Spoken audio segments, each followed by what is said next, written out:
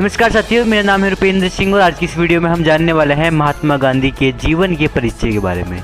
महात्मा गांधी के जीवन परिचय के बारे में। महात्मा गांधी का जन्म 2 अक्टूबर 1869 को गुजरात के पोरबंदर में हुआ था, इसलिए हर साल 2 अक्टूबर को गांधी जयंती मनाई जाती है। इस साल गांधी जी की 154वीं जयंती मनाई जाएगी। उन्होंने देश को अंग्रेज़ों की गुलामी से आज़ाद कराने के लिए काफ़ी अहम लड़ाई लड़ी थी। महात्मा गांधी भारतीय इतिहास के एक ऐसे नेता रहे जिन्होंने देश हित के लिए आखिरी सांस तक लड़ाई लड़ी। उन्होंने अहिंसा की राह पर चलते हुए देश को अंग्रेजी हुकूमत से आज़ादी दिलवाई।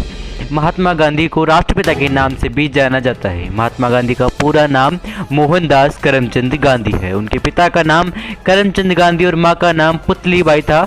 महात्मा गांधी का पालन पोषण वैष्णव परिवार में हुआ। बापू की मां काफ़ी धार्मिक महिला थी, वहीं बापू पर जैन धर्म का भी काफ़ी गहरा प्रभाव था।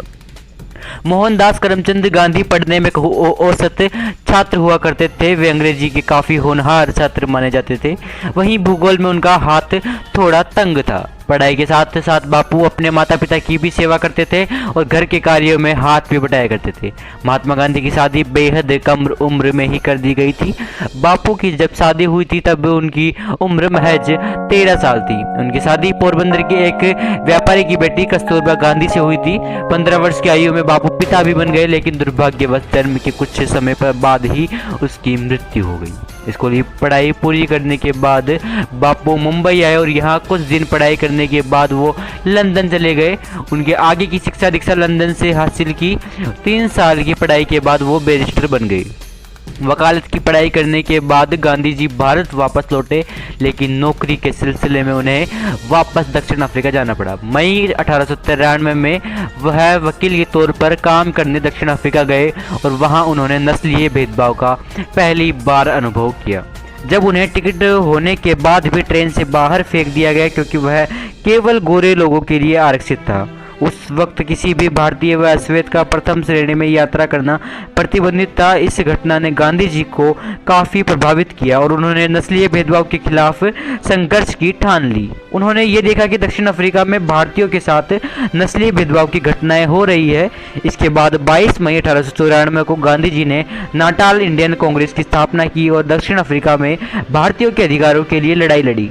बहुत कम ही समय में उन्होंने काफ़ी नाम कमाया और अफ्रीका में भारतीय समुदाय के नेता बन गए। 1915 में गांधी जी भारत लौटे आए और अपने गुरु समान श्री गोपाल कृष्ण गोखले के साथ इंडियन नेशनल कांग्रेस में शामिल हो गए। भारत इस वक्त अंग्रेजों की गुलामी में था और गोरों के अत्याचार को सहन कर रहा था।